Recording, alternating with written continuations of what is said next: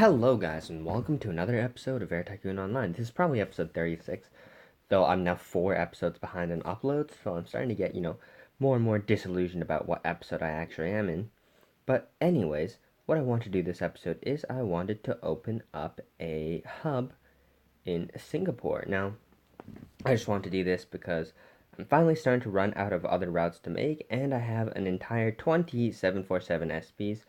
And in addition to all of that, Singapore is somehow the biggest city, like, in the world besides Los Angeles, I think. So it's actually really worth it for me to take a lot of routes to Singapore direct. Now, Singapore is a city where it's inherently quite difficult to make stopovers to Singapore, due to the fact that like its location makes it nearly impossible to make good stopovers to. Like there's nothing on the other side basically. So that means I'm basically just stuck opening routes with my 747 SPs, but that's perfectly fine because a lot of these routes are like the exact size I would want for a 747 SP. Like a direct 747-200 or something like that from Singapore to Dusseldorf might be full, but not Dusseldorf or not Singapore to Pescara. Um, I would highly doubt that a 747 2-200 would be full on a route like that. So it's very good. I have all these 747 SPs um, in order to open all these brand new routes to Singapore. Now, one thing I'm going to do is I'm going to do an experiment. It's like the basic promotion costs only like 1,000 per route, right? So if I do the promotion now, will it affect all my routes? That's basically what I'm going to try and find out. Of course, it would be kind of a waste of a promotion if that's not how it works. But at the same time, my company is very, very profitable, so getting the most out of every promotion, is not that big of a deal. Um, like with small aircraft, like my company has now, like for example, London has probably like 50 or 60 707s flying out of it. Doing a promotion from a city like that isn't even worth it. Um, it's far more worth it for me to use my promotions on cities where all the planes are large. So that's only really like LA, where I think almost every plane I have flying to LA is a large 747 SP. And in that case, I think, it's worth it. No, should I urgent request so I can, for the sake of continuity for this video? Um, Let me think. I'm not going to use my credits for anything, so why not? Let's do one urgent request, and then after that, I'll keep waiting. Um, yeah, I just don't really feel like cutting this video or something like that. So I'm gonna do that urgent request, uh, so I don't have to cut the video. Um, yeah, I usually would never spend 2 credits on a slot request like that. It's just not worth it. Just wait it. Um, but yeah, this is one of those few situations. Like I bought, 13 Canadian dollars worth of gems. Somehow 13 Canadian dollars worth of gems is like 10 US dollars. That's pretty sad in that regard, but it's also pretty nice in the regard that I have managed to, join an alliance, like buy out all my slot requests and all that stuff, and I still have 170 gems left. Um, and additionally, I will have more than enough to do the 2 things I want to do in every one of my hub airports, and that is a maintenance depot and a lounge because they're just 2 things which are cheap and worth it all the time, so that's nice. Um, Anyways, let's just keep on making these routes. Like, there's so many available. It seems like whoever was hubbed in Singapore was not very thorough, or their company's not big enough for them to afford a lot of large, good long range aircraft. I think you need at least a DC 1030 to do a lot of the routes I'm doing now, and that's a pretty expensive aircraft. And then when you upgrade it to like a 747 SP to get even more range, of course it's more expensive, and you also have the 747-200, which of course is also really, really expensive. Like it takes a few turns of profit for a lot of companies to afford one, but luckily that's not the case for me. I'm approaching 1 billion, 1 million K a turn, or 1 billion in total per turn, which is really, really nice. Once I have that, it'll change a lot about the way I can it won't change a lot about the way I can play, but it'll make playing a lot more fun. Um, Anyways, as you guys can also see, we are starting to really like collect a lot of routes to like Milano and Venice and stuff like that. Almost 100 slots in. Yeah, everything's going pretty well. Another thing I probably want to make sure I do is I probably want to make sure that in Singapore Changi, I make sure I remember to buy a whole bunch of counters and a whole bunch of offices. Because if I don't do this, on the first turn, I will have wasted, a turn of promotion and all that kind of stuff. So let's make sure we have all the offices and slots we need. All right, that's really good. What else do we want? Let's keep making routes, I guess. Let's see if we can make a stopover route. We got Perth, so we can do Perth to Singapore, and then stop that over to a pretty small city. You don't really want to waste a great city with the kind of stopover like this. So, um, what's a kind of mediocre city? Stuttgart. Let's do Stuttgart. Um, yeah, let's do a kind of stopover route like that. So that's pretty good. What else can we do? Just more direct routes. I guess we have the entire like England, which is not London, to do. I don't know why a lot of the English cities are so good. Like, does Manchester, Glasgow, Birmingham, even, and like, what's the other one? Liverpool actually have that much demand? Like, I would imagine, like, if there's a flight to Liverpool, then you can just take a train to Manchester. They're pretty close, you know what I mean? But, anyways, I'm just gonna wait for this slot request to Singapore to finish, and then I'll be back. Actually, I won't. I'll make some more routes first. See if we have anything to Seoul. Maybe we'll finally make Seoul to Surabaya. Because I've probably said that multiple times in even just my videos, which isn't even all the time I'm recording. Amsterdam is still small, unfortunately, so um, I'm waiting for a world where Amsterdam is a big city so I can take advantage of that. But unfortunately, that does not look like this world. Maybe I'll do something like this to Barcelona. The problem is there's nowhere to stop the flight. Like we have Assumption. Let's do that. Like, why not? It's somewhat worth it. I feel like this is a route which won't be able to fill more than 1.3 pricing. Barcelona, okay, I don't know, guys. So, for example, Barcelona is 700 combined business and tour. P Frankfurt is 800 combined business and tour. And Paris is almost 900 combined business and tour. But I'm very confident, putting a route like Paris to, um, say, Panama. I'm sure this is a 747. Yes, this is 747-100, as you guys can see. And it's making, good profit. But, like, if I go to Frankfurt and I do the same route, let's see if I've done that yet. Yes, this is also a 747. It's also basically full. As you guys can see, this one does have much lower drops. As you can see, net profit went down to almost 2 million. I think that's because the pricing is a little bit high, but maybe we'll have to turn that down a bit. Anyways, like with Frankfurt dropping that low, I wouldn't want to put Barcelona on a route like that. I know the Frankfurt route is more sensitive in terms of pricing because it's a 747-100 and it's leased, so if you just drop a little bit off full, it struggles to be profitable. So, yeah, anyways, like the 747-100 is a great way to get started in the companies, but then leasing them after that seems to be a little bit heavy in the sense that you have to be very careful about the routes you put them on, and otherwise, they'll lose money.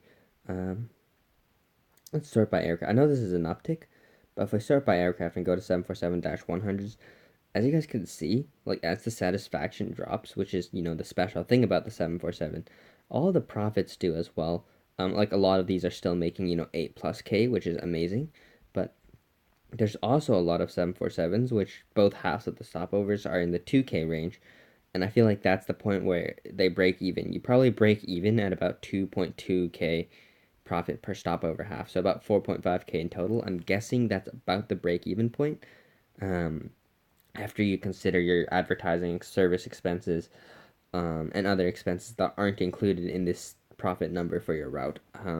Like this includes fuel, personnel, flight expenses like services, so like food, like the what are they called, like the eye masks or whatever. That's all included in this. Um, but it does not include the branch expenses, the airport expenses. I think it does include airport expenses actually, but it doesn't include branch expense, advertising service invest, and the other investment. So it's not an actual true reflection of net profit. Um, yeah, let's look at the report and then I'll see. I'm not sure if it covers insurance premium. I'm guessing it would. Oh yeah, it also would count maintenance and lease. I'm not sure if it counts depreciation. I don't think it does. Um, but I don't know. And I don't know if it counts airport expense. Maybe it counts airport expense, but not slot expense. That doesn't make sense. I don't think it would count either airport or slot expense. So there's a few expenses which the routes tab does not consider when calculating profit. So um, it can be deceptive. You can have all your routes in the green in terms of like above 0K profit, but you could actually still be losing money, which is pretty interesting. And it does seem that um, by what's it called? By promoting the city and then opening routes, it does not increase the amount you had to pay for the promotion, but you still do get the promotion in every single route you make, which is really nice. Also, I have 8 747 SPs, and it occurs to me that though I have 8, I'm not going to be able to use all of them on just Singapore, so let's open some routes with Los Angeles. Now, I'm really starting to get like tapped out of routes for Los Angeles, but I found a few more. Um, Los Angeles to Tehran is one of them. This is actually a very good route, so I think I'm gonna charge 1.33 kind of pricing on it. I'm pretty sure a good plane like the 747 SP will definitely be able to fill that up. What else do we have? Los Angeles to Tashkent, I think, and Urukmi. So Los Angeles to Tashkent. This one's not as good, so I'll charge 1.3. It was pretty interesting today. Actually, I was watching a vlog of somebody flying from Abu Dhabi to Los Angeles, and the amount of like terrain you pass over is amazing.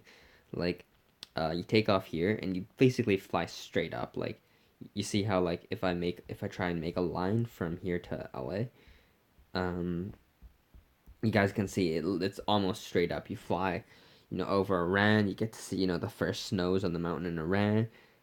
In real life, it flew over the Ariel Sea, probably due to jet streams or something like that. You got to see, the drying Ariel Sea, and then you get into Siberia. And this place, like in the center of my screen right now, I know you guys can't see where I'm pointing, um, was just a complete, white, completely flat snow. This was April 1st, by the way. It was just completely snow. And then, of course, here, tundra, and then you get to the North Pole. Came within 3 degrees of the North Pole in terms of latitude before coming back down over the west coast, over Alberta here, over the tar sands, and then down through the Rockies, and through California and all of that. And it was such a beautiful flight, and I was just quite impressed. Um, I was quite impressed at the views he encountered uh, on that flight. Yeah, I can't imagine flying that flight in real life. That's 17 hours in a seat. Like, I guess I could do it, but like, I don't know. I feel like I would get really restless, really bored, and I would start to really need to stretch my legs after a while. Like I'd feel the urge to get up and walk around. I can't. I'm the kind of person who can't sit for an hour and 20 minutes straight. Like, university lecture length is like just the edge of my attention span. Like, I could not pay attention for longer than it. Like, almost no matter what, basically. Um, so yeah, I'm pretty glad like I probably wouldn't be on a flight like that in real life because it's just expensive, but like I think I could, withstand it, and I don't think it's actually a big deal like taking a flight that long. It's like you're not suffering, you're sitting in a seat. Like, how much better can your life get? You know what I mean? You're not being forced to work or some shit like that. So like not complaining about that kind of stuff, but like I would get really restless in a seat. Like, maybe I'd be annoying to my neighbors because I'd like if I was in a window seat, I'd want to constantly get out and just walk up and down the aisle or something like that. I don't know. Maybe I wouldn't. Maybe I'd just fall asleep or some shit like that. But um, I do recall that when I was on even just a 2 hour flight, it's pretty cramped after sitting for 2 hours. Yeah, in my entire life, I've actually only been on an airplane in at an age where I could remember being on an airplane. One, two, three, four, five, six, seven, eight, nine, about 12 times, I think. Total of 12 flights. Okay, let me go over the flights I've been on in real life because I think this is pretty interesting. So the first flight I remember um, was a flight to Dallas. It was from Vancouver to Dallas, and then Dallas to Tallahassee, because Tallahassee, or to Orlando, I think. And we drove to Tallahassee, right. So this flight was on American Airlines, and it was on a plane with the engines at the back. I can't remember what plane it was because I didn't know at the time. I'm guessing it was probably, okay, the planes haven't come out, but like an MD something, like 81 or something. I can't remember the numbers for McDonnell Douglas planes. It was super, super loud. And then I think we got on some other plane to Orlando. I can't remember what it was.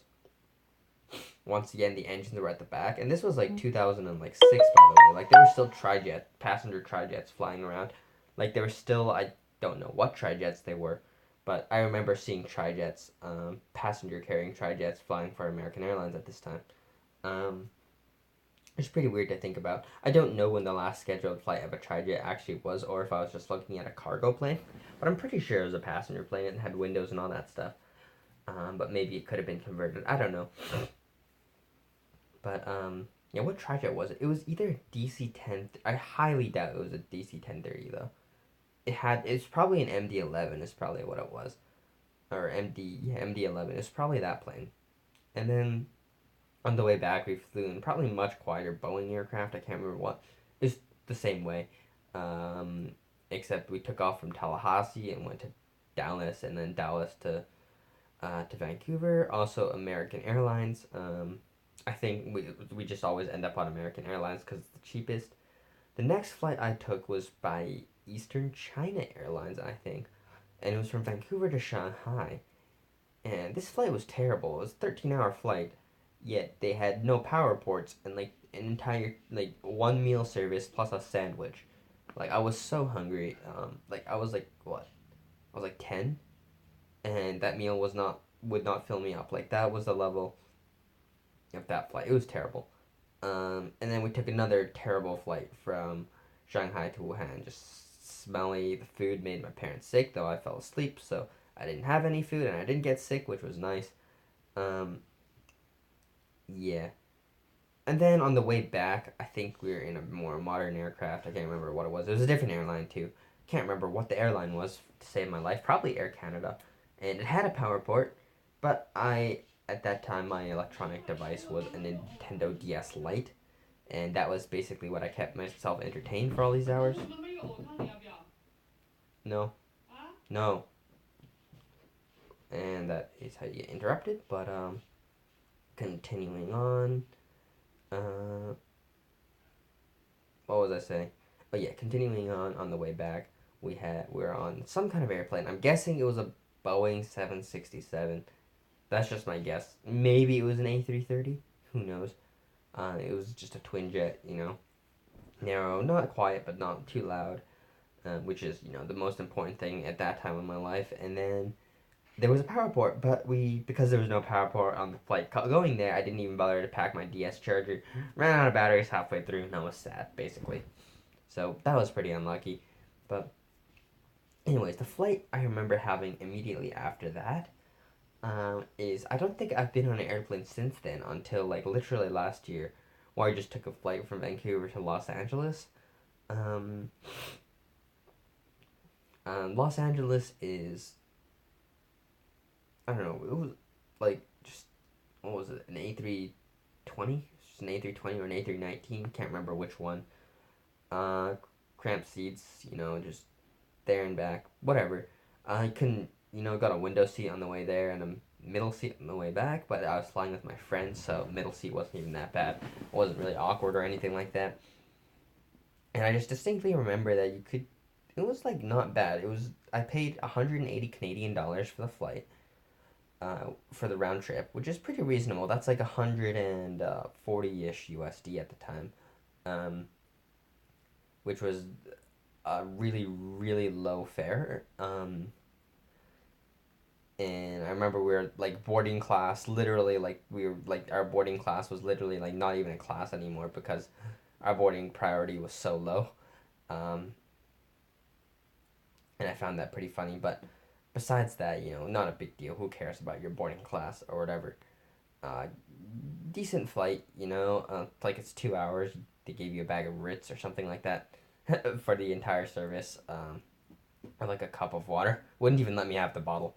I'm somebody who likes to drink a lot of water, so I was pretty sad about that. But other than that, the in-flight actually had a decent entertainment system in the fact that you could connect to your phone or laptop or whatever, and just stream it to your device, and that was nice. I mean, with that kind of thing, there's no reason why you'd ever want a back of the seat screen. You know what I mean? Like, I have a pretty good laptop with a nice screen, so I'd prefer to watch on that even.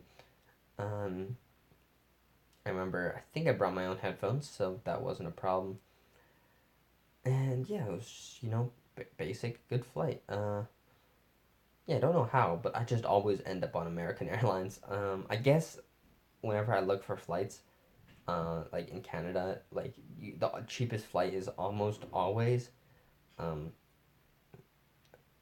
American Airlines, WestJet, or Air Canada. Rarely anything else.